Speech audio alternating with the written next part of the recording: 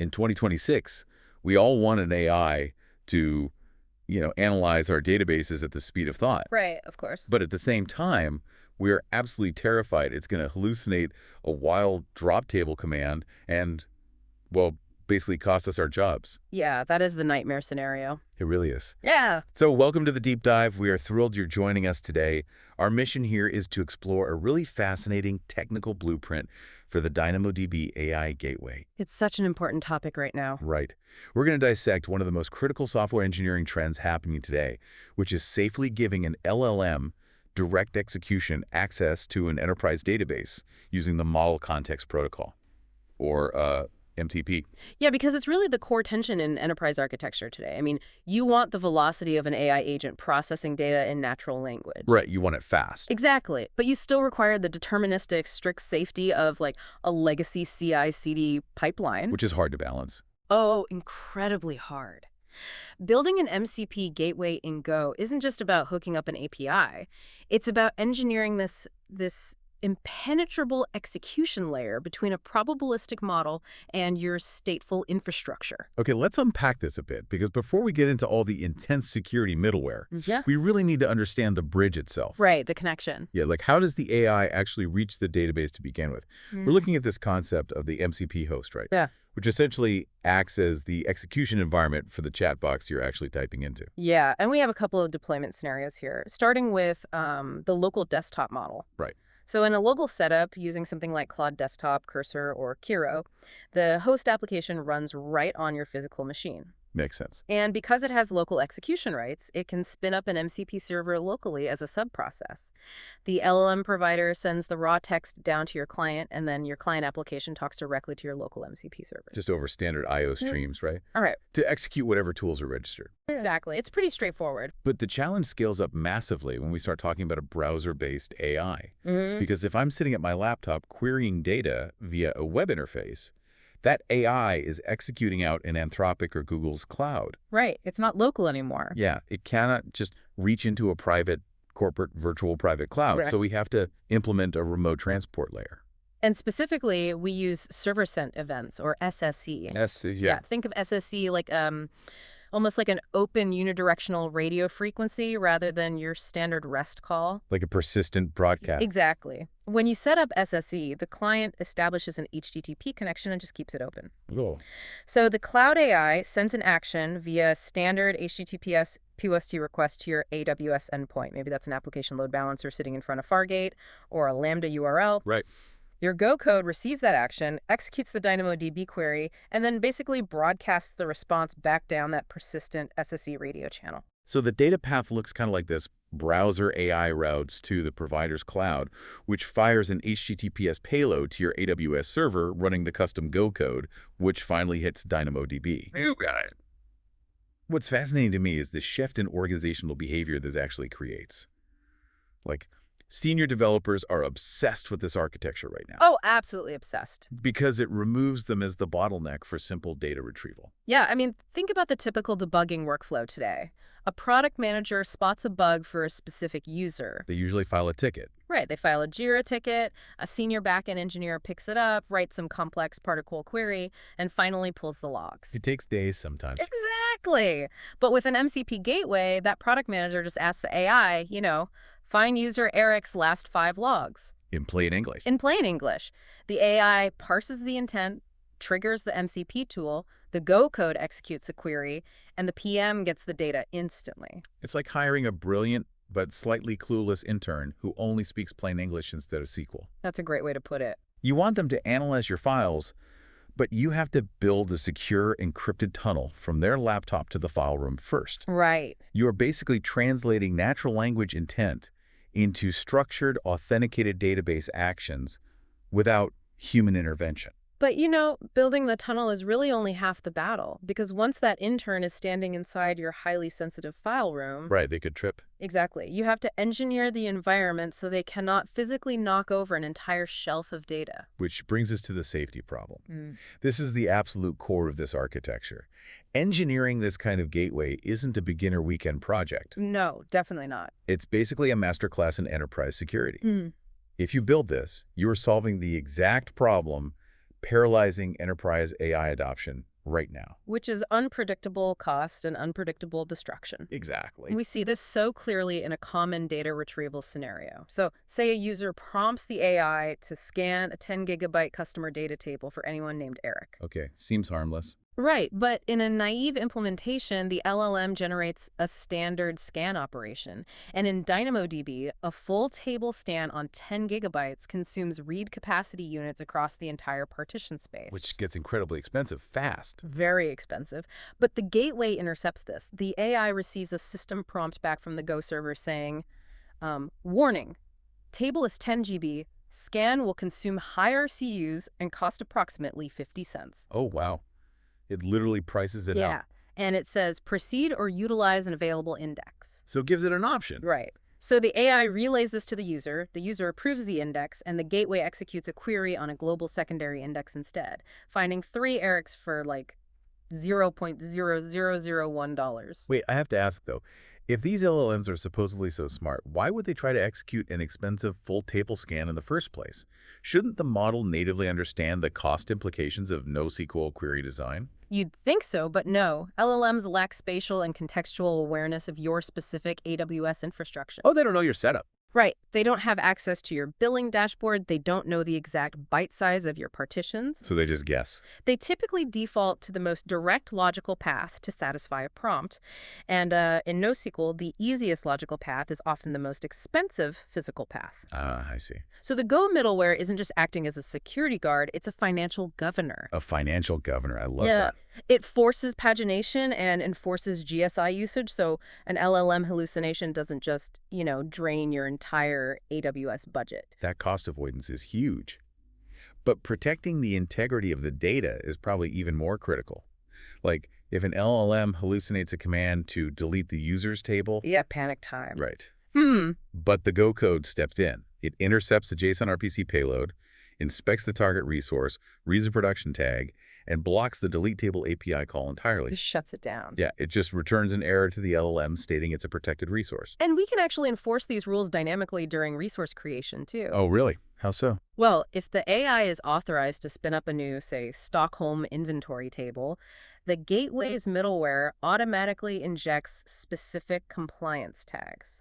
Like geographic tags? Yeah, perhaps regional identifiers for Swedish data residency. Yeah. And it enforces point-in-time recovery right at the API level. That's incredibly smart. Yeah, so you create rules like any table with a prod tag cannot be deleted via the MCP interface, period. Okay, so basic guardrails like hard coding protection for the user's table are table stakes. But in a massive enterprise deployment, threats are rarely that explicit, right? Sure. An LLM might not try to drop a table, but it might accidentally overwrite 5,000 critical customer records with malformed JSON. Which is just as bad. Exactly. Yeah. So how do we engineer a system that catches that kind of nuanced disruption? Well, this requires moving beyond static rule sets to what we call context-aware impact assessments. Okay. Before a mutation happens, we execute a pre-flight check. I want to dig into that. How does that actually work under the hood? What's the mechanism intercepting the request? So when the LLM proposes an update or a deletion, it sends a JSON RPC payload to your MCP server. Okay. Instead of immediately translating that into a DynamoDB update item or delete item loop, your Go middleware actually pauses the primary execution thread. It just holds it. Yeah. It takes the parameters from the LLM, rewrites them into a lightweight query with select count enabled, and fires that off to DynamoDB.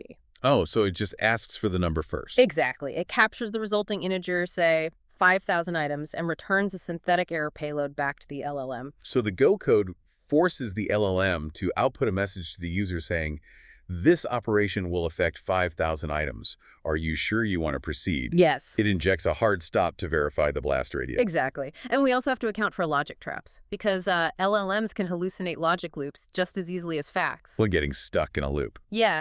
If the model gets confused and starts infinitely retrying a write operation, we rely on velocity guardrails. What are those? The Go server maintains an in-memory token bucket, or maybe uses a Redis layer, to track API calls per session. Okay. If the LLM tries to push more than 50 write items per minute, the middleware trips a circuit breaker and returns a security limit exceeded error, forcing the AI to slow down.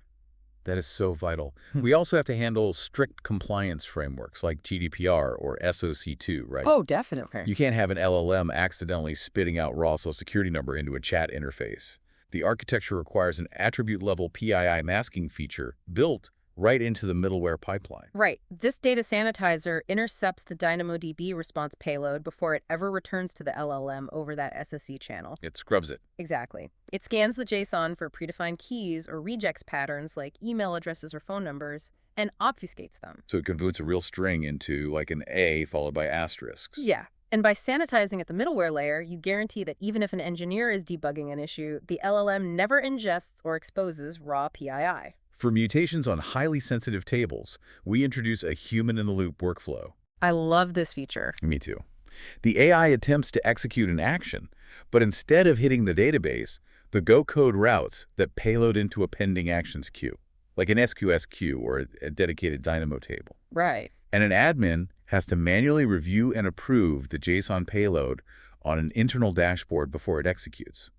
This feature is basically the nuclear launch key turning. That's the perfect analogy. The AI can aim the missile and prep the launch sequence, but a human still has to physically turn the key on the dashboard to fire it. But, this raises an important question. How do we prevent alert fatigue while maintaining these strict boundaries? Right. Because if it's always failing. Yeah, if we just let unauthorized actions fail at the DynamoDB layer, our security dashboards get flooded with meaningless access denied errors every single time the LLM guesses wrong. Which would drive the SecOps team crazy. It would. The solution there is IAM simulation. Right, using the Simulated Principal Policy API.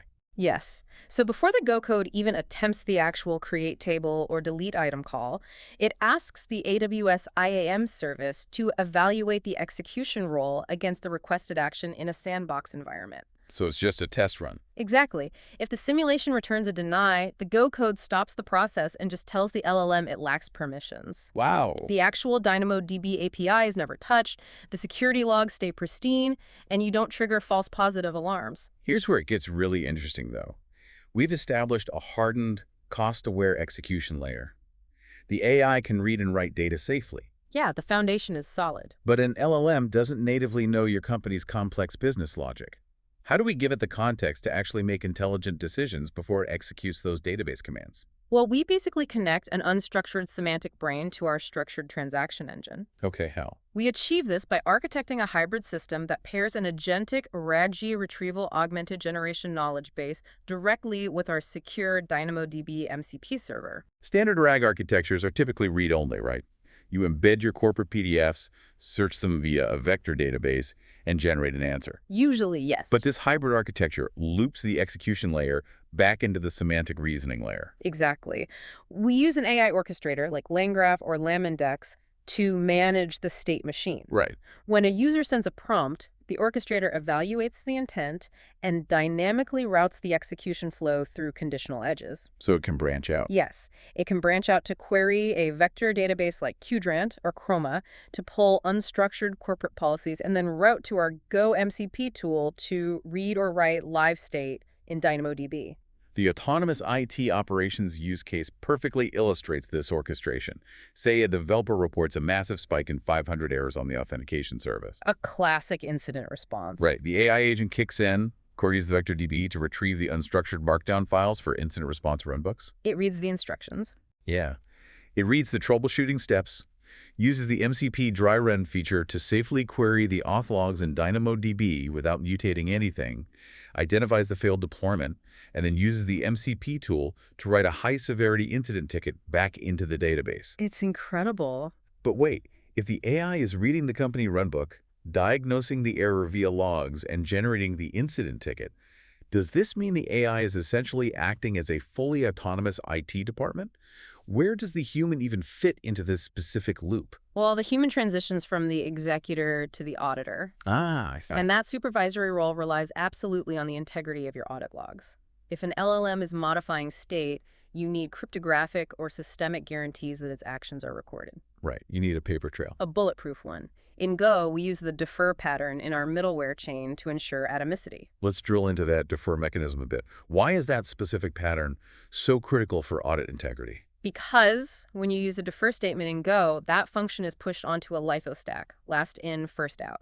Even if the primary execution thread panics, maybe due to a nil pointer dereference, a sudden network timeout, or the LLM sending a deeply nested malformed JSON payload, that deferred logging function still executes. So it never gets skipped. Never. It captures the exact input state, the timestamp, and the panic trace, writing it to an immutable log stream. That's brilliant. The AI executes the policy, but the human relies on that tamper-proof execution stack to verify the behavior. We see the same pattern in smart customer support, too. A user requests a refund via chat. The orchestrator uses RA to pull the complex corporate refund policies. Right. It then queries DynamoDB via MCP to check that specific user's purchase history and lifetime value metrics. Connecting the dots. Yeah, and if the semantic rules match the structured data, the AI updates the account status in DynamoDB to trigger the refund. The strict schemas in the Go code ensure the LLM sends a valid Boolean or integer, preventing a hallucinated string from corrupting the user's profile. You're basically fusing non-deterministic semantic reasoning with deterministic database transactions. You have the fluidity of natural language paired with the asity properties of your infrastructure. But, a completely secure or adult Go application is useless if you can't actually deploy it cost-effectively and monitor it in production. Very true. Which brings us to infrastructure state, deployment, and how engineers can actually pitch this system. Observability is non-negotiable here. A black box AI modifying your database is a massive liability. Terrifying, honestly. Yeah. You have to upgrade from standard application logging to structured JSON logs. You need tools like Datadog or CloudWatch to natively parse the trace IDs so you can actually filter out the noise. We're talking about OpenTelemetry or OTel integration. Right? Yes. You instrument the Go server with OTel to generate distributed traces. Right, okay. This allows you to visualize the exact latency of the request as it flows from the LLM provider through the SSE connection into your MCP middleware and down to the specific DynamoDB partition. That's granular. It is. You export those metrics to Prometheus and visualize them in Grafana to detect if, the LLM is causing latency spikes. And for managing the actual AWS resources, we rely on Terraform. There is a brilliant workflow mechanism here for optimizing cloud costs during development. Oh, this is a great trick. Yeah, you configure Terraform to spin up an application load balancer to handle the HTTPS termination and SSL certificates required by Claude or Gemini. But ALBs have a fixed hourly cost. Right. If you're building this gateway as a side project or running tests over the weekend, you do not want to pay that idle cost. Definitely not. Because Terraform manages infrastructure as a declarative state graph, you can simply delete the albtf file and run Terraform apply. Just delete it. Just delete it. The execution engine detects the delta, gracefully destroys just the load balancer, but leaves your virtual private cloud, your Dynamo tables, and your Go container images in the Elastic Container Registry perfectly intact. Wow, so you save the $16 a month or whatever it is and can spin it back up on Monday morning in seconds. Exactly. To make this system adoptable by the rest of an engineering team, though, the developer experience has to be frictionless. It has to be. We achieve that by pushing pre-built Go binaries wrapped in Docker images to the GitHub Container Registry.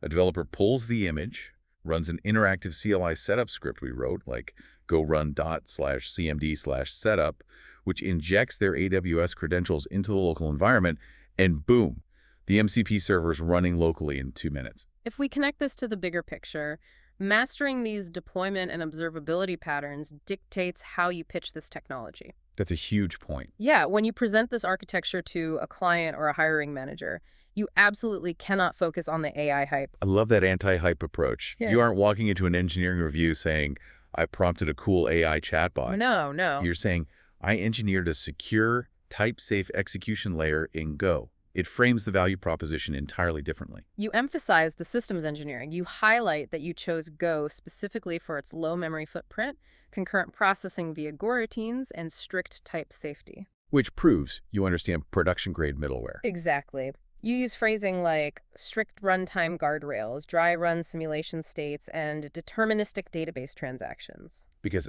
enterprises don't pay for AI wrappers. No, they pay for infrastructure that won't break when the AI hallucinates. Mastering this stack transitions you from a standard application developer into an AI infrastructure security architect. So what does this all mean for you listening? We started this deep dive exploring a foundational bridge, how to use the Model Context Protocol and service and events to get a cloud-based LLM to securely communicate with a private AWS environment. Right. But it is clearly about so much more than just a network connection. It is about acknowledging the destructive potential of an LLM operating blindly against stateful systems. We engineer the necessary cost boundaries, impact assessments, and compliance pipelines like PII masking and IMM simulations to basically tame that probabilistic engine. And once that foundation is hardened, we supercharge it with an agentic R-rig architecture, blending unstructured corporate knowledge with strict database execution. It really is a highly technical, highly secure blueprint for the future of enterprise software. It is, and I want to leave you with a final concept to mull over as we wrap up. Let's hear it. We've spent this entire deep dive analyzing the guardrails required when a human prompts an AI to interact with a database through these secure MCP gateways. Right.